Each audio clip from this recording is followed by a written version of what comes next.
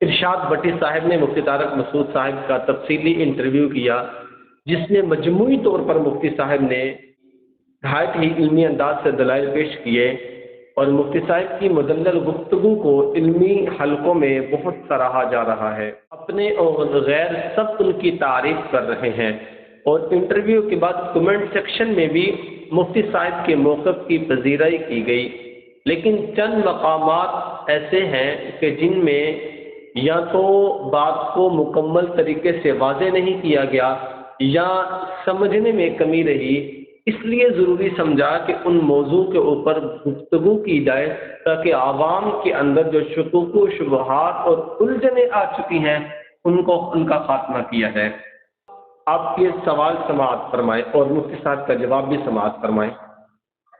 اچھا، ایک میں اس میں بڑا حیران ہو رہا تھا کہ آپ ایک سوال کا جواب دے رہے تھے اور آپ نے اس کو جسٹیفائی بھی کیا، اور میں آپ کے اس جسٹیفیکیشن پہ آپ پہ اعتراض مجھے ہے کہ رشید احمد گنگوئی صاحب اور قاسم نانوتوی کو انہوں نے اپنے ساتھ لٹایا، پھر ان کی طرف کروٹ لی، ان کے سینے پر ہاتھ رکھا، قاسم صاحب بولے او میاں لوگ کیا کہیں گے، تذکرۃ الرشید۔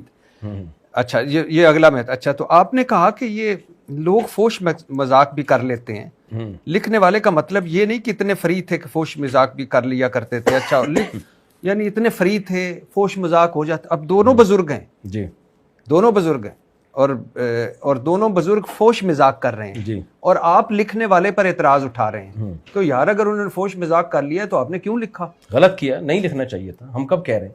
دیکھیں، ان کا فحش مزاج ان کی نجی محفل کا تھا یہ مزاج۔ انجینئر نے اس بیس پہ جو ان کو اغلام بازی کا مرتکب کہا یا ہومو سیکشولیٹی کیا کرتے تھے وہ، یہ بہت بڑا الزام ہے۔ مذاق کو مذاق ہی رکھنا چاہیے۔ مذاق پہ یہ الزام بنتا ہے کہ یہ مذاق کرنے کا نہیں ہے، ہاں، یا یہ مذاق لکھنے کا نہیں ہے، میرا بھی یہی ہے، یا لکھ کے شائع کرنے کا نہیں ہے۔ نہیں، کرنے کا نہیں ہے، ٹھیک ہے نا، غلط کیا انہوں نے، کون کہہ رہا ہے؟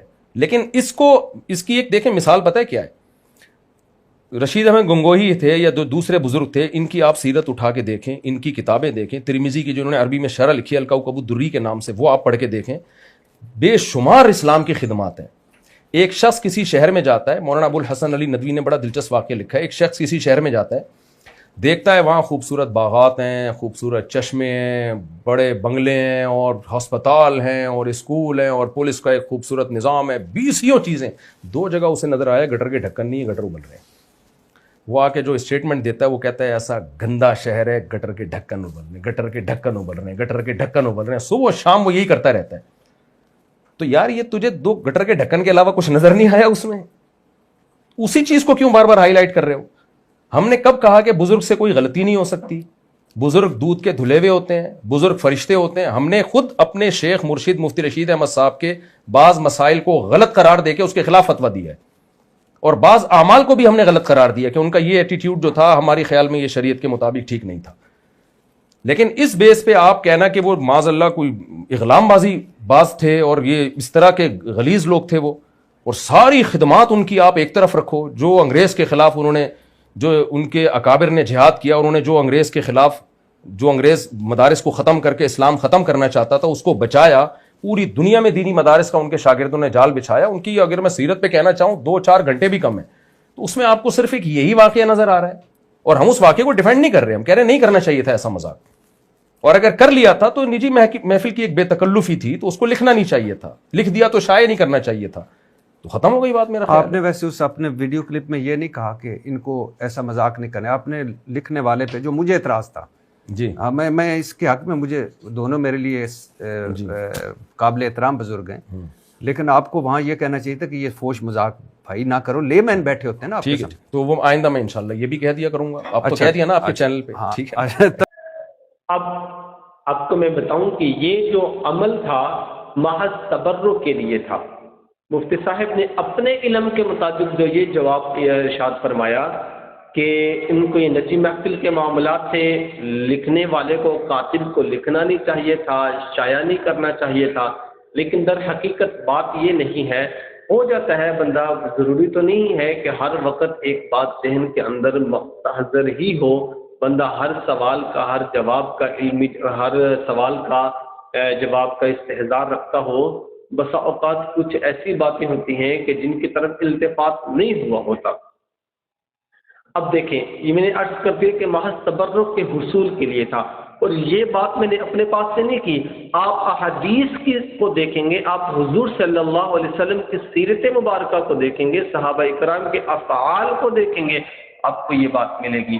میں سب سے پہلے مسلم شریف کی صحیح مسلم کی روایت آپ کے سامنے رکھتا ہوں۔ حدیث نمبر ہے 1218۔ جعفر بن محمد رضی اللہ تعالی عنہ اپنے والد سے روایت کرتے ہیں، فرماتے ہیں کہ ہم جابر رضی اللہ تعالی عنہ کے پاس گئے، انہوں نے لوگوں سے پوچھا حال احوال، پھر ہماری طرف ملتفت ہوئے، ہم سے پوچھا تو میں نے بتایا کہ میں محمد بن جعفر بن حسین ہوں۔ تو فرماتے ہیں کہ حضرت جابر رضی اللہ تعالیٰ نے میرے سر پہ ہاتھ رکھا اور پھر میری قمیص کا ایک بٹن کھولا، پھر دوسرا بٹن کھولا اور میرے سینے کے درمیان میں انہوں نے ہاتھ رکھ لیا، حالانکہ میں ان کی مجلس میں سب سے نوجوان لڑکا تھا، لیکن انہوں نے میرے ساتھ یہ معاملہ کیا۔ اب اس سے کیا معلوم ہوا کہ یہ محض حصول کے لیے تھا۔ ایسے ہی سنن ابی داؤد کی میں ایک روایت آپ کے سامنے پیش کرتا ہوں۔ حدیث نمبر ہے 5224۔ حضرت اسید بن حضیر رضی اللہ تعالیٰ عنہ جو کہ انصاری صحابی ہیں، فرماتے ہیں کہ ہم صحابہ کرام ایک مجلس میں بیٹھے ہوئے تھے اور علمی گفتگو کے ساتھ ساتھ ایک مزاح کی گفتگو بھی چل رہی تھی، آپس میں مزاح بھی ہو رہا تھا۔ اسی دوران حضور صلی اللہ علیہ وسلم تشریف لائے، حضور نے میرے پہلو کے اندر ایک کانٹا چبوہا، ایک لکڑی چبوہی میرے پہلو کے اندر۔ میں نے کہا یا رسول اللہ میں تو بدلہ لوں گا۔ حضور صلی اللہ علیہ وسلم نے فرمایا کہ ٹھیک ہے آپ بدلہ لے لو۔ پھر یہی اسید بن حضیر رضی اللہ تعالیٰ عنہ فرماتے ہیں میں نے کہا یا رسول اللہ ان علیک قمیصا فلیس علی قمیص، کہ آپ نے قمیص پہنا ہوا ہے، لیکن جب آپ نے میرے کانٹا چبوہا تب تو میں نے قمیص نہیں پہنا ہوا تھا۔ فرفع النبی صلی اللہ علیہ وسلم عن قمیص، حضور صلی اللہ علیہ وسلم نے قمیص کو اتار دیا۔ پھر آگے حدیث کے الفاظ دیکھیں، فاختزنہ فجعل یقبل کشحہ، حضور کے ساتھ لپٹ گئے اور حضور صلی اللہ علیہ وسلم کے پہلو سے بوسہ لے لیا۔ قال اور فرمایا انما اردت هذا یا رسول اللہ صلی اللہ علیہ وسلم، یا رسول اللہ میں اس بات کا ارادہ رکھتا تھا، میری یہ تمنا تھی کہ میں آپ کے پہلو کا بوسہ لے لوں۔ یہ حضور صلی اللہ علیہ وسلم کی سیرت سے بھی بات مل جاتی ہے ہمیں۔ اب ایک مجمع الزوائد حدیث نمبر 15046، عمیر بن اسحاق راوی ہیں، فرماتے ہیں کہ میں نے ابو ہریرہ رضی اللہ تعالیٰ عنہ کو دیکھا کہ وہ حسن رضی اللہ تعالیٰ عنہ کو ملے اور ان سے جا کے کہا کہ پیٹ کا وہ حصہ کھولو جہاں حضور صلی اللہ علیہ وسلم نے بوسہ لیا تھا۔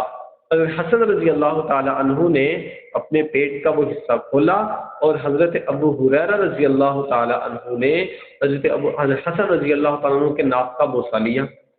یہ بھی روایت ملتی ہے، اور طبرانی کی ایک روایت میں یہ بھی کہ ناک کے اوپر ہاتھ رکھا، لیکن یہ راوی ثقہ راوی ہے، جو رجال ہے وہ ثقہ ہے، روایت ٹھیک ہے، صحیح روایت میں آپ کے سامنے پیش کر رہا ہوں۔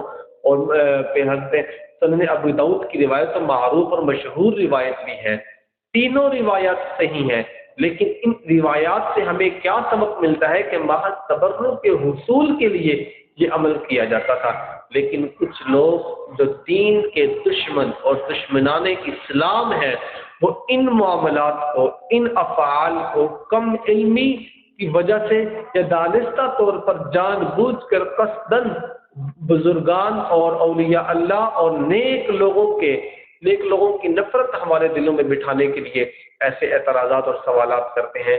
ان سوالات کو ان کے اندر شکوک و شبہات ڈالنا یا ان کے اوپر سوال اٹھانا بحث کم علمی اور بے وقوفی ہے، حقیقت کے اس کے ساتھ کوئی تعلق نہیں ہے۔